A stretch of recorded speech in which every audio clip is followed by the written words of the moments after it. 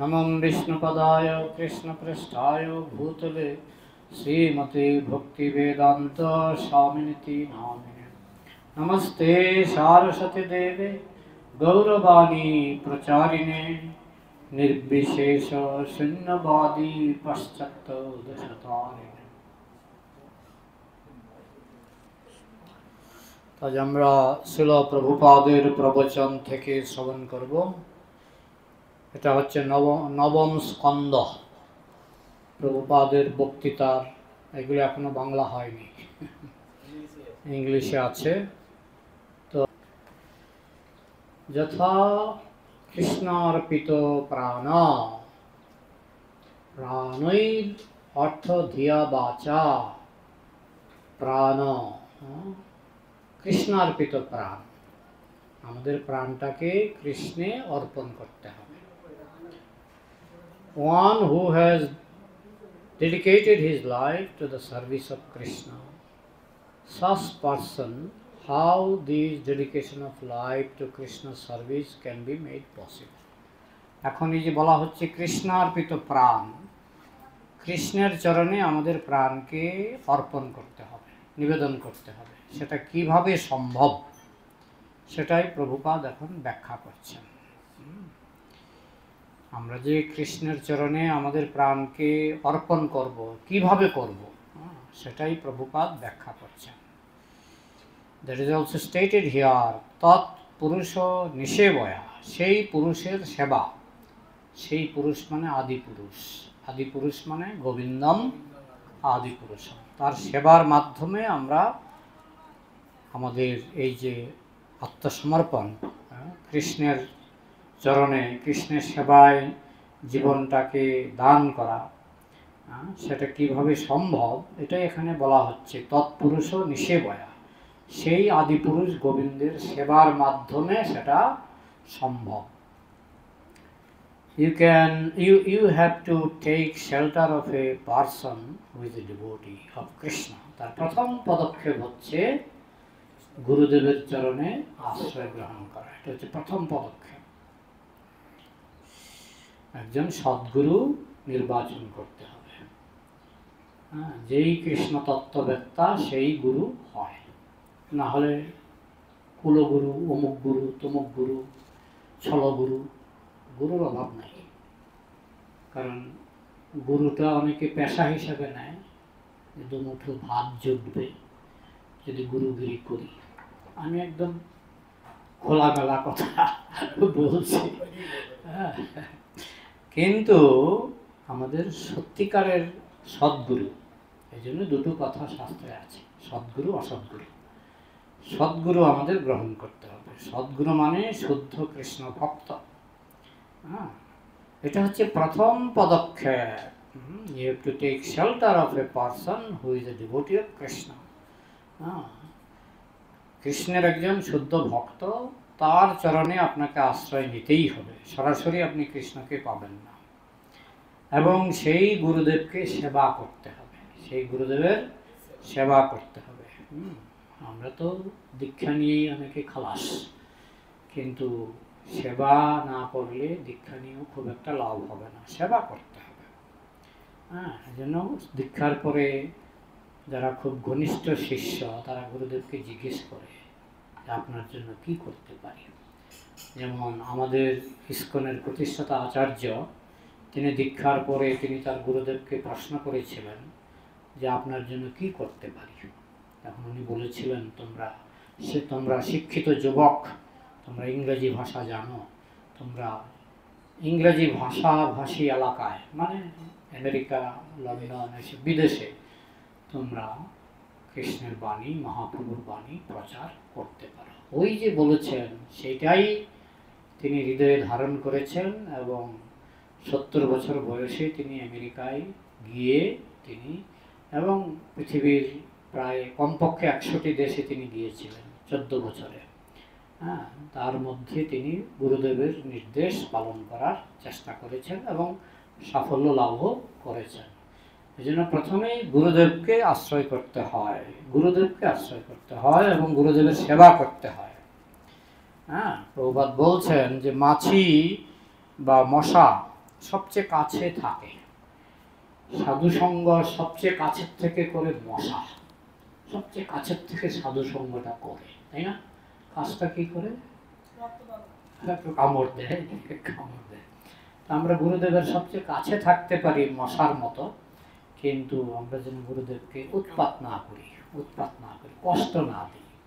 কাছে থাকার উদ্দেশ্য মশার মতো কাছে থাকা নয়, কাছে থাকার উদ্দেশ্য হলো সেবা, গুরুদেবের সেবা করা। এটি হচ্ছে প্রথম পদক্ষেপ, গুরুদেবের সেবা করতে হবে।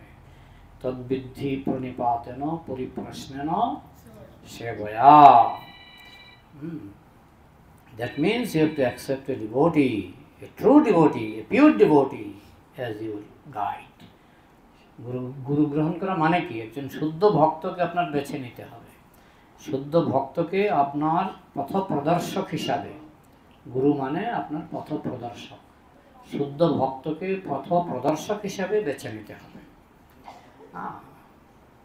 আপনিও গুরুদেবকে বেছে নেবেন, আবার গুরুদেবও আপনাকে স্বীকৃতি দিতে হবে। গুরুদেব যদি বলে আপনাকে দীক্ষা দেব না, আপনি চাইলেই দীক্ষা পাবেন না। গুরুদেবও দেখবেন যাকে দীক্ষা দিচ্ছি তার যোগ্যতা আছে কিনা। আবার শিষ্য দেখবেন যে যার কাছে দীক্ষা নিচ্ছি তিনি সত্যিকারের শুদ্ধ ভক্ত কিনা। বোঝা গেল? এটা উভয় পাক্ষিক ব্যাপার। শিষ্য দেখবে গুরুদেব শুদ্ধ কিনা, আবার গুরুদেব দেখবেন শিষ্য উপযুক্ত কিনা। শিষ্য যদি উপযুক্ত না হয়, শিষ্য বলছে আমি আমিষ খেতে চাই, গুরুদেব তাকে দীক্ষা দেবে না। সত্যিকারের গুরুদেব তাকে দীক্ষা দেবে না। শিষ্য যদি বলে আমি একটু মদ না খেয়ে থাকতে পারি না, গুরুদেবকে দীক্ষা দেবে? ইস্কনে তো দেবে না, ইস্কনে দেবে না। এই জন্য এটা উভয় পাক্ষিক ব্যাপার। গুরুদেবও দেখবেন যে শিষ্য ঠিক আছে কিনা, আবার শিষ্য দেখবেন গুরুদেব ঠিক আছে কিনা। উভয় পাক্ষিক ব্যাপার। তাহলে এটা হচ্ছে প্রথম পদক্ষেপ, গুরু গ্রহণ। একজন শুদ্ধ ভক্তকে এসব কুলগুরু বা অমুক গুরু তমুক গুরু ওইসব নয়, সত্যিকারের গুরু গ্রহণ করতে হবে। That is our process. এই হচ্ছে আমাদের পদ্ধতি। ইস্কনের পদ্ধতি মানে একজন শুদ্ধ গুরু আপনাকে গ্রহণ করতে হবে, এটা প্রথম পদক্ষেপ। রূপ Goswami says in the Bhakti Rasamrita Sindhu, the first step is আদৌ গুরুআশ্রয়ম। রূপ গোস্বামী বলেছেন ভক্তির জন্য তিনটা পদক্ষেপ খুব জরুরি, তিনখানা পদক্ষেপ খুব জরুরি ভক্তি জীবনে। প্রথম পদক্ষেপের নাম হচ্ছে আদৌ গুরুআশ্রয়ম। এটা সংস্কৃতে নিশ্চয়ই বুঝতে পারছেন। আদৌ মানে শুরুতে, গুরুআশ্রয়ম গুরুদেবের আশ্রয়, গুরুদেবের আশ্রয়। এটা হচ্ছে স্টেপ ওয়ান। স্টেপ ওয়ান হচ্ছে আদৌ গুরুআশ্রয়ম, শুরুতেই গুরুর আশ্রয়। গুরুর আশ্রয় না হওয়া পর্যন্ত সাধন ভোজনের কিচ্ছুই হয় না। এমনকি প্রথম দীক্ষা যেটাকে আমরা বলি হরিনাম দীক্ষা, এটাও খুব একটা কাজে আসে না। কাজে আসে দ্বিতীয় দীক্ষা। প্রভুপাদ বলেছেন আসল দীক্ষা হচ্ছে দ্বিতীয় দীক্ষা, ব্রাহ্মণ দীক্ষা। তার মানে প্রথম দীক্ষা দিয়ে আপনাকে একটা সুযোগ দেওয়া হচ্ছে আপনি ঠিকঠাক পালন করছেন কিনা ভক্তি জীবন। যদি 6 মাস থেকে 1 বছর ঠিকঠাক পালন করেন তখন আপনাকে দেওয়া হবে ব্রাহ্মণ দীক্ষা। তখন থেকে আপনার ভক্তি জীবন সিরিয়াসলি শুরু হয়। তাহলে আদৌ গুরুআশ্রয়ম, প্রথমে গুরুদেবের চরণে আশ্রয় গ্রহণ করতে হবে। অ্যাকসেপ্ট গুরু। আর গুরু মিন্স কৃষ্ণাজ রিপ্রেজেন্টেটিভ, আর গুরু মানেই কৃষ্ণের প্রতিনিধি। কালী ভক্ত গুরু আছে, চণ্ডী ভক্ত গুরু আছে, অনেক রকমের গুরু আছে, কিন্তু এইসব গুরুর কাছে গিয়ে কোনো লাভ হবে না। যারা দেবদেবীর ভক্ত, দেবদেবী তো থাকে স্বর্গে। আপনি যদি কালী ভক্ত হন আপনি বড় জোর স্বর্গে যাবেন, গোলকে যাবেন না। এই জন্য এইসব গুরুর কাছে গিয়ে কোনো লাভ নেই। যারা দেবদেবীর ভক্ত গুরু তাদের কাছে গিয়ে কোনো লাভ নেই, আপনাকে যেতে হবে কৃষ্ণ ভক্ত গুরুর কাছে। অ্যাকসেপ্ট গুরু। গুরু মিন্স কৃষ্ণাজ রিপ্রেজেন্টেটিভ। গুরু মানেই কৃষ্ণের প্রতিনিধি। সে যদি বলে আমি কালীর প্রতিনিধি, তাহলে আপনার গুরু বরণ করে তেমন কিছু লাভ হবে না। One who is not Krishna's representative, he cannot become guru. যে কৃষ্ণের প্রতিনিধি নয় সে গুরু হতেই পারে না। এটাই প্রভুপাদ বলছেন এখানে। Guru does not mean any nonsense can become guru. যে কোনো অপদার্থ এসে বলবে আমি গুরু, ওইটা গুরু নয়। গুরু মানে তাকে শুদ্ধ কৃষ্ণ ভক্ত হতে হবে। প্রভুপাদ বলছেন যে কোনো ননসেন্স মানে অপদার্থ গুরু হতে পারে না। No, only Tatpurusha means a person who has accepted the supreme personality of Godhead as everything. এই শ্লোকে বলা হচ্ছে তৎপুরুষ নিষেবয়া, সেই পুরুষের সেবা করেন যিনি। সেই পুরুষ মানে কোন পুরুষ? আদিপুরুষ। যিনি আদিপুরুষের সেবা করেন সেই রকম গুরুদেব আমার গ্রহণ করতে হবে। তৎপুরুষ নিষেবয়া, যিনি পরম পুরুষ কৃষ্ণকে সেবা করেন। তৎপুরুষ নিষেবয়া, দ্যাট মিনস বৈষ্ণব, শুদ্ধ বৈষ্ণব। শুদ্ধ বৈষ্ণবকে আমরা গুরুরূপে গ্রহণ করতে পারি। কেমন? So it is not very difficult. এক হিসাবে খুব কঠিন নয়। শুদ্ধ বৈষ্ণব, শুদ্ধ বৈষ্ণব একটু বিরল, কিন্তু পাওয়া যায়, এখনো পাওয়া যায়। শুদ্ধ বৈষ্ণব এখনো পাওয়া যায়। তো শুদ্ধ বৈষ্ণবের কাছে দীক্ষা নিতে হবে। By the grace of Krishna there are pure devotees. কৃষ্ণের কৃপায় শুদ্ধ ভক্ত এখনো এই কলিযুগেও শুদ্ধ ভক্ত আছে। আর বিশেষ করে ইসকনের প্রচারের ফলে শুদ্ধ ভক্তের সংখ্যা বেড়েছে, বুঝেছেন? এই সমস্ত শুদ্ধ ভক্তকে গুরুরূপে গ্রহণ করে তাদের নির্দেশ মতো জীবনযাপন করতে হবে, তাদের চরণে আশ্রয় গ্রহণ করতে হবে। তাহলে প্রথম পদক্ষেপটা হলো আদৌ পূর্বাশ্রয়ম। প্রথম পদক্ষেপ হলো প্রথমেই গুরুদেবের চরণে আশ্রয় গ্রহণ করতে হবে। এটা স্টেপ ওয়ান। দেন এরপরে দ্বিতীয় পদক্ষেপটা সদ্ধর্ম পৃচ্ছা। গুরুদেবকে আশ্রয় করলাম, দীক্ষা নিলাম, তাকে কোনো সেবাও করলাম না, তাকে কোনো প্রশ্নও করলাম না, ওই দীক্ষার তেমন কোনো মানে হয় না। গুরুদেবকে প্রশ্ন করতে হবে। তদ্বিদ্ধি প্রণিপাতেন পরি প্রশ্নেন সেবয়া। সেবাও করতে হবে, প্রশ্ন করতে হবে, না হলে গুরু গ্রহণ করে তেমন কোনো লাভ হয় না। যদিও ইসকনে শিক্ষাগুরুর প্রচলন আছে, আপনি গুরুদেবকে বেশি পাবেন না, কারণ গুরুদেব তার মানে অনেক শিষ্য, তো সবাইকে সময় দিতে পারবেন না। ওই জন্য শিক্ষাগুরু নিতে হয়। শিক্ষাগুরুর কাছ থেকে আপনি আপনার প্রশ্নের উত্তরগুলি জেনে নেবেন। এই জন্য সদ্ধর্ম পৃচ্ছা, এটা হলো দ্বিতীয় পদক্ষেপ। প্রথমে গুরুদেবকে আশ্রয় গ্রহণ করা, সেটা দীক্ষাগুরু এবং শিক্ষাগুরু উভয়কেই বোঝাচ্ছে। তারপরে প্রশ্ন বলা হচ্ছে সদ্ধর্ম পৃচ্ছা। সদ্ধর্ম সম্পর্কে পৃচ্ছা মানে প্রশ্ন করা। আমরা যদি প্রশ্ন করতে না পারি তাহলে আমরা তেমন কিছু জানতে পারবো না। এটা হলো দ্বিতীয় পদক্ষেপ। তাহলে প্রথম পদক্ষেপটা কি? আদৌ গুরুবাশ্রম। আদৌ মানে শুরুতে গুরুবাশ্রম। দ্বিতীয় পদক্ষেপটা কি? সদ্ধর্ম পৃচ্ছা, মানে ধর্ম সম্পর্কে প্রশ্ন করা।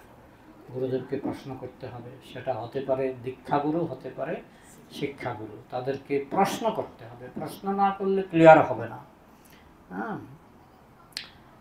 After accepting a bona fide spiritual master, one should be inquisitive to learn what is the science of Krishna. Krishna বিজ্ঞানটা কি সেটা বুঝতে হবে সদ্গুরুর কাছ থেকে। এটা হচ্ছে দ্বিতীয় পদক্ষেপ, সদ্ধর্ম পৃচ্ছা।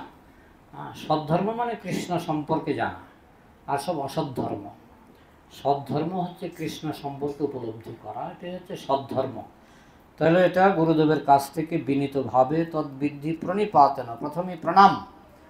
প্র মানে প্রকৃষ্ট, নিপাত, প্রকৃষ্ট রূপে নিপতিত, মানে একেবারে দণ্ডবত প্রণাম করে তদ্বিদ্ধি প্রণিপাতেন পরিপ্রশ্নেন, খুব বিনীতভাবে প্রশ্ন করতে হবে। সেবয়া, শুধু প্রশ্ন করলে হবে না, সেবা করতে হবে। গুরুদেবের কাপড় ধুয়ে দিতে হবে, গুরুদেবের জন্য রান্নাবান্না করতে হবে, হ্যাঁ, গুরুদেবের আদেশ মেনে সেবা করতে হবে। অন্য জায়গায় থাকলেও গ্রন্থ বিতরণ ইত্যাদি সব গুরু সেবা, সবই গুরু সেবা। তো এইভাবে সেবয়া তদ্বিদ্ধি প্রণিপাতেন পরিপ্রশ্নেন সেবয়া, তাহলেই উপদেশন্তি, তাহলে তিনি উপদেশ দেবেন। এই এই যোগ্যতাগুলি, এই গুণগুলি থাকলেই তিনি উপদেশ দেবেন, না হলে তিনি উপদেশ দিতেও বেশি, শিষ্যকে বেশি গুরুত্ব দেবেন না।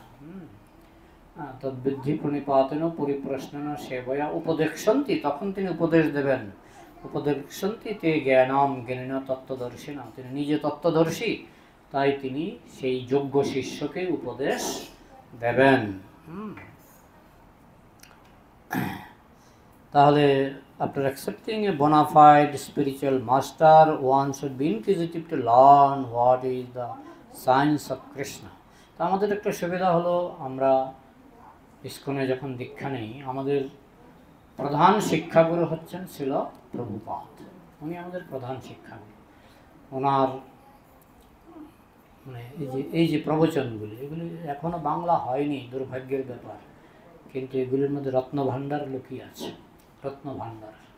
এগুলি শ্রবণ করলে জ্ঞানচক্ষু উন্মোচিত হবে। তো যাই হোক, এছাড়াও প্রভুপাদের বাংলা গ্রন্থ অনেক আছে, ওই সমস্ত গ্রন্থ পড়লে আমাদের জ্ঞানচক্ষু উন্মোচিত হবে। এছাড়া বর্তমান যারা গুরুবর্গ আছেন তাদেরকে প্রশ্ন করে আমরা অনেক কিছু জানতে পারব। তাহলে দ্বিতীয় পদক্ষেপটা পরিষ্কার, দ্বিতীয় পদক্ষেপটা পরিষ্কার। দ্বিতীয় পদক্ষেপটা কি? প্রথম পদক্ষেপটা কি মনে রাখতে হবে, গুরুর আশ্রয় গ্রহণ। দ্বিতীয় পদক্ষেপটা প্রশ্ন জিজ্ঞাসা করে গুরুদেবের কাছ থেকে সব কিছু বুঝে নেওয়া। কিন্তু সেই প্রশ্ন জিজ্ঞাসা করলে হবে না, তার সেবা করতে হবে। বিনা সেবায় গুরুদেব আমার কর্মচারী নন, যা প্রশ্ন করবো উত্তর দেবেন না, সেবা করতে হবে। সেবা করলে গুরুদেব খুশি হয়ে শিষ্যের প্রশ্নের উত্তর দেবেন। এমন সদ্ধর্ম পৃচ্ছা, সদ্ধর্ম তার মানে একটা অসৎ ধর্ম আছে, এই জন্য প্রশ্ন করতে হবে সদ্ধর্ম নিয়ে। অসৎ ধর্ম নিয়ে প্রশ্ন করলে হবে না।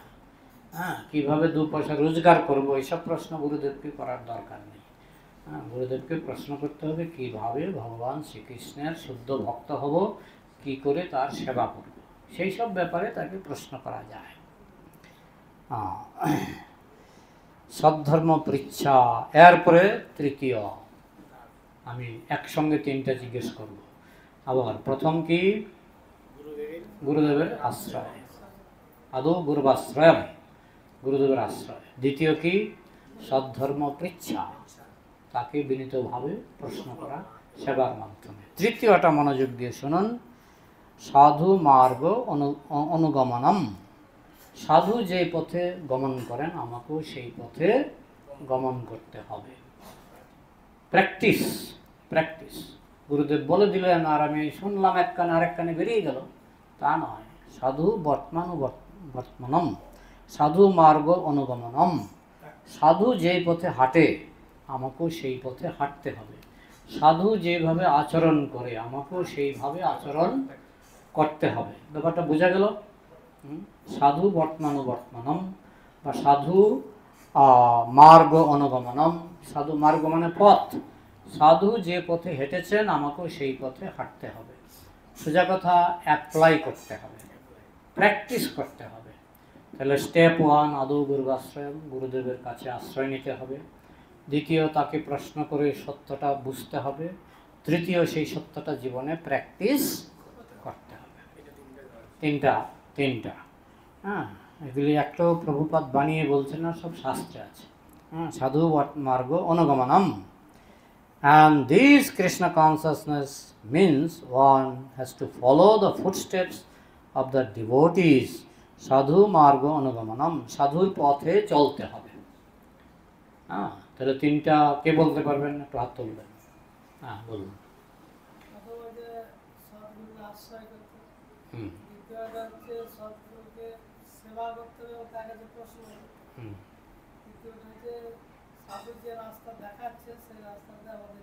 প্র্যাকটিস করতে হবে, সেই রাস্তায় চলতে হবে। বলবেন, বলুন। সদ্গুরুর আশ্রয় গ্রহণ করতে হবে, সদ্গুরুকে বিনীতভাবে প্রশ্ন করে কৃষ্ণ তত্ত্ব জানতে হবে, বিনীতভাবে প্রশ্ন করতে হবে এবং তার সেবাও করতে সেবাও হবে। করতে হবে। এবং দ্বিতীয় হচ্ছে সাধু যে পথে গমন করবে সেই পথ অনুসরণ করে চলতে হবে। অর্থাৎ শিক্ষাগুরু এবং দীক্ষাগুরুর পথটাকে অনুসরণ করতে হবে, মানে প্র্যাকটিসও করতে হবে। প্র্যাকটিসও করতে হবে। একটা থিওরি, একটা প্র্যাকটিস। থিওরি গুরুদেবের কাছ থেকে জেনে নেব, মানে কৃষ্ণ তত্ত্বটা, আর ইমপ্লিমেন্টেশন করতে আর হবে, নিজের জীবনে যে প্রয়োগ করব সেটাই হচ্ছে সাধু মার্গ অনুগমনম, প্র্যাকটিস। তো এই তিনটা পদক্ষেপের কথা এখানে ছিল প্রভুপাদ ব্যাখ্যা করছেন। এবার সো হু আর দো সাধু, এখানে বলা হলো সাধুর পথে চলতে হবে, প্র্যাকটিস করতে হবে। এখন এই সাধু কারা? এইটাও আবার শাস্ত্রে বলা হয়েছে, শাস্ত্রে সব বলা হয়েছে, কোনো কিছু বাদ দেওয়া হয়নি। স্বয়ম্ভুর নারদ শম্ভু কুমার কপিল মনু প্রহ্লাদ জনক ভীষ্ম বলির বয়া শকির বয়ম। স্বয়ম্ভু মানে ব্রহ্মা, ব্রহ্মার পথ। আমরা যারা গৌড়ীয় বৈষ্ণব, আমরা কিন্তু ব্রহ্মার পথে চলছি। আমাদের সম্প্রদায়ের নাম হচ্ছে ব্রাহ্ম মাধ্য গৌড়ীয় সম্প্রদায়। ব্রহ্মা থেকে মধ্যাচার্য, নারদমুনি, মধ্যাচার্য, আমাদের গুরু পরম্পরা গীতাতে দেওয়া আছে, কেমন? তা আমরা হচ্ছি এই ব্রহ্মার পথে চলছি। আরেকটা কি? নারদ। নারদ আমাদের সম্প্রদায়ে নারদ আছেন, কারণ ব্রহ্মা, তারপরে নারদ আমাদের সম্প্রদায় ভুক্ত। স্বয়ম্ভু, নারদ, শম্ভু মানে শিব। শিবের আলাদা একটা সম্প্রদায় আছে, দক্ষিণ ভারতে পাওয়া যায়। শিবের রুদ্র সম্প্রদায়, শিবের সম্প্রদায়। আমাদের এটা ব্রহ্মার সম্প্রদায়, আমাদের এটা রুদ্র সম্প্রদায় নয়। এই জন্য রুদ্র সম্প্রদায়ের মতো আমরা রুদ্র তিলক অন্যরকম, রুদ্রাক্ষমালা, আমাদের হচ্ছে তুলসী মালা, আমাদের তিলক আলাদা। তো যাই হোক, আমাদের কিন্তু রুদ্র সম্প্রদায় নয়। কিন্তু রুদ্র সম্প্রদায়ও কিন্তু এটা একটা যথার্থ সম্প্রদায়। আর কি? কুমারও, 4 কুমার, সনক, সনন্দন, সনাতন, সনত কুমার। ব্রহ্মার 4 পুত্র, তারও একটা সম্প্রদায়, তাদের একটা সম্প্রদায় আছে। যেমন আর কি? কপিল মুনি, তারও একটা সম্প্রদায় আছে। মনু, মহারাজ মনু, প্রহ্লাদ মহারাজ, জনক রাজা, আর কি? ভীষ্মদেব, যদিও তিনি কৌরবদের পক্ষে যুদ্ধ করেছিলেন, কিন্তু তিনি মহাজন। ভীষ্ম গীতা আছে। ভীষ্মদেব জানতেন যে দুর্যোধনের পরাজয় হবে, ভীষ্মদেব জানতেন, জেনেও তিনি দুর্যোধনের পক্ষে যোগ দিয়েছিলেন। আর কি? বলি মহারাজ, অসুরদের মধ্যে প্রহ্লাদ মহারাজের পরবর্তী রাজা বলি মহারাজ। বয়াসকি হচ্ছে সুখদেব গোস্বামী। বয়ম মানে আমি মানে এখানে যমরাজ, বক্তা। এই শ্লোকের বক্তা হচ্ছেন যমরাজ, তিনি একজন মহাজন। 12 personalities are mentioned, especially that they are Mahajan, 12 জন মহাজন, দ্বাদশ মহাজন। they are authorized, তারা প্রামাণিক মহাজন, বোনাফাইড গুরু, এবং তারা প্রত্যেকেই আদর্শ গুরু, যথার্থ গুরু। and you have to follow their path, তাদের পথে আপনাকে চলতে হবে। মহাজন জনগত পন্থা, মহাজন জনগত পন্থা। এটা খুব কঠিন কিছু নয়। স্বয়ম্ভু মানে ব্রহ্মা, স্বয়ম্ভু নারদ শম্ভু কুমার কপিল মনু। শম্ভু মানে Mahadev Shiva. So each of them, out of these 12 Mahajan, 4 are very prominent. এই যে 12 জন মহাজন আছে, তার মধ্যে 4 জন খুব গুরুত্বপূর্ণ, 4 জন ভীষণ গুরুত্বপূর্ণ। তার একটা কারণ আমার যা মনে হচ্ছে, সম্প্রদায় কয়টা? 4টা। 12 জনের নামে 12টা সম্প্রদায় তো আমরা পাই না, আমরা 4টা সম্প্রদায় পাই। তাহলে 4টা সম্প্রদায় যে মহাজনরা চালু করেছেন, এরা প্রত্যেকেই খুব গুরুত্বপূর্ণ। দ্যাট ইজ স্বয়ম্ভু মানে ব্রহ্মা, অ্যান্ড দেন শম্ভু মানে শিব, রুদ্র সম্প্রদায়, অ্যান্ড দেন কুমার সম্প্রদায়, আর আছে লক্ষ্মীর একটা সম্প্রদায় আছে, and there is another সম্প্রদায়, শ্রী সম্প্রদায়। শ্রী সম্প্রদায়। শ্রী সম্প্রদায় হচ্ছে লক্ষ্মীর সম্প্রদায়। চারজনকে গুরুত্ব দিচ্ছেন প্রভুপাদ, যে তারা চারজনে, যেহেতু চারজনের নামে চারটা সম্প্রদায় আছে, তাই চারজন খুবই গুরুত্বপূর্ণ। So we have to accept a spiritual master who are strictly in this 4 line of disciplic succession. এই যে চারটা সম্প্রদায়, এই চারটা সম্প্রদায় থেকে কোনো না কোনো সম্প্রদায় থেকে আমাদের দীক্ষা নিতে হবে। আজকাল যে কেউ এসে দীক্ষা দিয়ে দেয়, যদি জিজ্ঞেস করা হয় আপনার সম্প্রদায় কি, বলতে পারে না। আছে যে কুলগুরু অনেকেই সম্প্রদায় বলতে পারে না, কিন্তু সম্প্রদায় ভুক্ত হতে হবে। যেমন যাদবপুর ইউনিভার্সিটি, কলকাতা ইউনিভার্সিটি, আপনি যদি বলেন আমি ইউনিভার্সিটি থেকে, আমি একবার ইন্টারভিউ নিয়েছিলাম আমাদের স্কুলে, একজন সংস্কৃত শিক্ষকের দরকার হয়েছিল, তো আমি কয়েকটা অনুবাদ দিলাম সংস্কৃতে, একটু করতে পারেনি। তো আমি অবাক হয়ে গেলাম, বলছে সংস্কৃতে মাস্টার ডিগ্রি, মানে MA পাস সংস্কৃতে, একটা অনুবাদ, সরল অনুবাদ দেওয়া হয়েছিল, একটা করতে পারেনি। আমি জিজ্ঞেস করলাম, সত্যি করে বলেন তো আপনি কী করে মাস্টার ডিগ্রিটা পেলেন? আমাকে বলল, মহিলা ছিল, সৎ ছিল, আমাকে বলল, মানে এক হিসেবে সৎ, বলল পয়সা দিয়ে, মানে ওই কি কানপুর না কোথায়, কত টাকা দিলে আপনাকে সার্টিফিকেট দিয়ে দেয়, বুঝেছেন? আপনি যদি টাকা ঢালেন, আপনি যে কোনো মাস্টার ডিগ্রি সার্টিফিকেট নিয়ে আসতে পারবেন।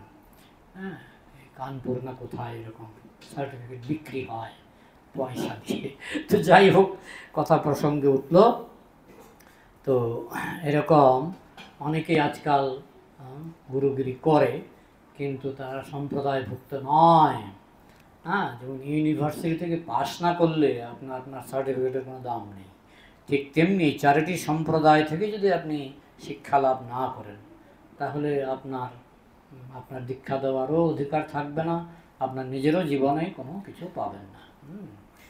তো যাই হোক, তো then we shall be gainer. আমরা যদি চারটি সম্প্রদায় থেকে দীক্ষা নিয়ে থাকি, তাহলে আমাদের লাভ হবে।